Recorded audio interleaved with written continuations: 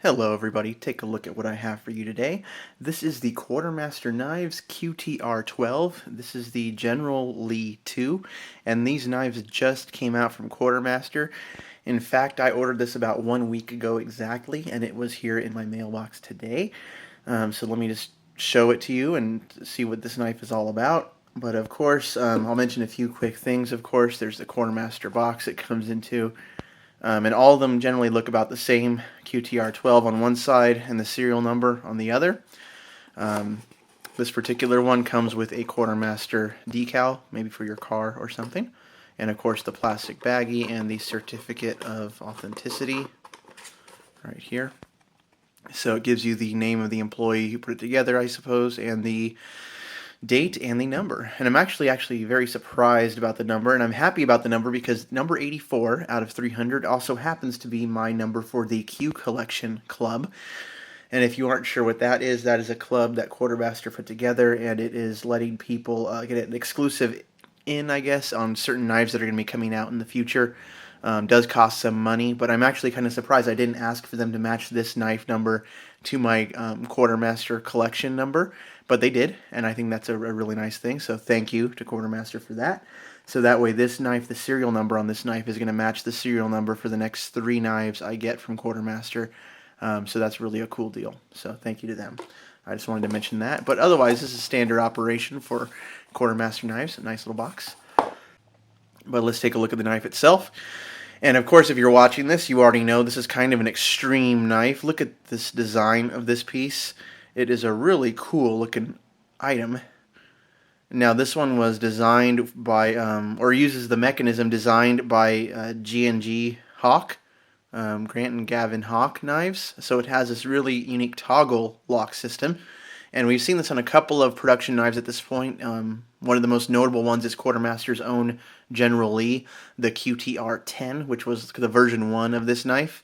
And so this is the version 2 right here, which looks a little different. It comes in 2 different blade styles, this one here being the sheep's foot blade, which I think is gorgeous, and that's why I chose this one, because it's also available in a Tanto version. But I just love the holes in the blade and the design. You can see how it goes throughout the blade there, which of course you might have seen already, but it does have the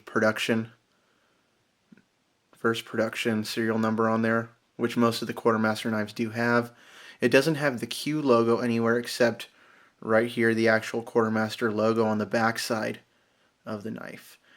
And now the construction of the blade is really cool. I mean, not to even mention the action. This is all stonewashed titanium.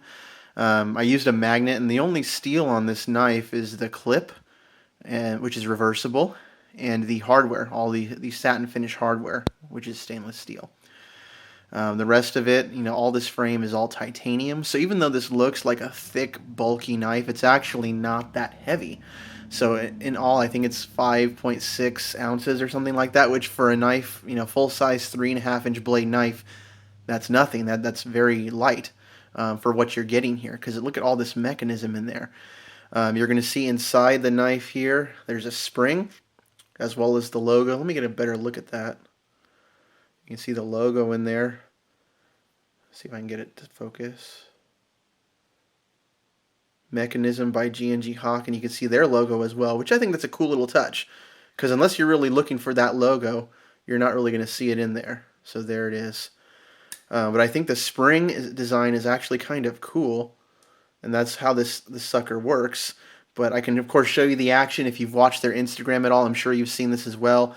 The pocket clip second duty is a lever, and so you can use it to open the knife in that fashion. And that's also how you would close it, which it's kind of a neat action, but I'm still getting used to it.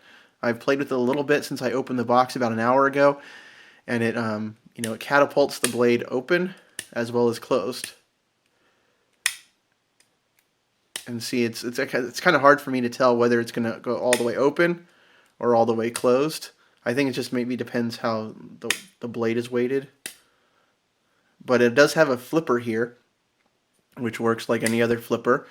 Although depending on how you're holding the knife, if you're trying to flip it like a traditional flipper design, like this, the toggle system in here, it might catch the side of your hand. Like you see right there where it's a little bit red on my hand, because this does open up here in the center like you see there. And so if you're holding it like a traditional knife, like this, like you can get your finger or your hand caught in between the frame and the moving mechanism.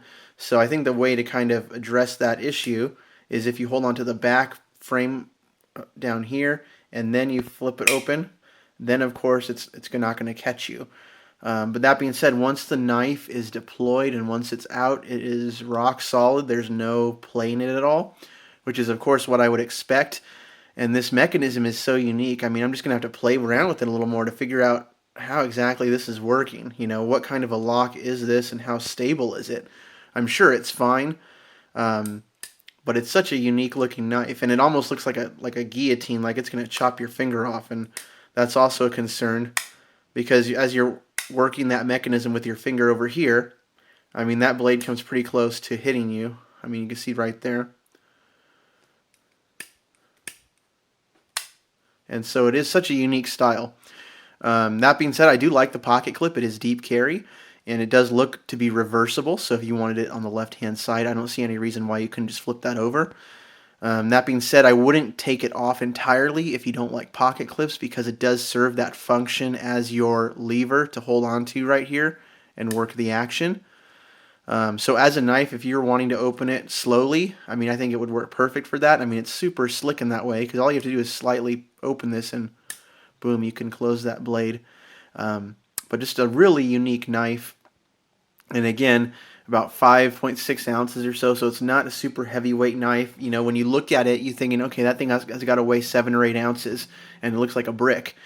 But it's really actually quite compact for what it is. I mean, the width is wide because it has to be, but the weight, it's not as noticeable.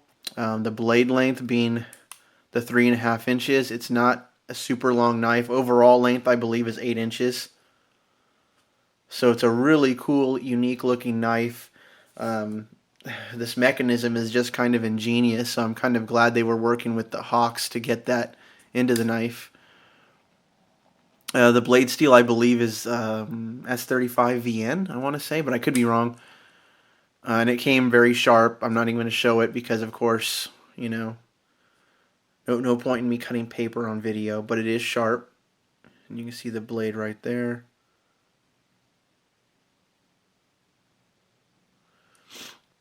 The flipper does work very well to keep your hand behind the blade as a guard.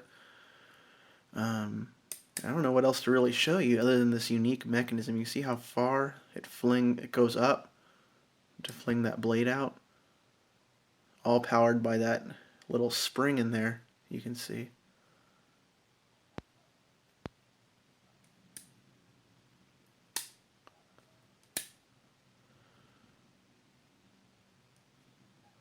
So very cool knife. I just wanted to show it off a little bit. And again, this is more of an unboxing video than a testing video because again, I just got this today. Quartermaster brought out this knife a week ago on New Year's Eve, I believe it was. They announced on Instagram that they were going to be open for sale, and that's typically how Quartermaster works. They'll announce the knife on Instagram, and they'll initially sell it through there for a day or two, and then after a while, say by the end of the month, I would guess you're going to start seeing these in all your retailers.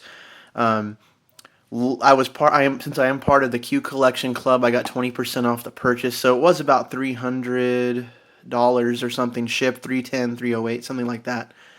And luckily, I had just come into some money, so I was able to use that extra money in my PayPal to buy the knife. So I'm curious to see how that will compare to the actual retail price. I'm thinking it would be maybe like $2.99 retail in all of your knife outlets.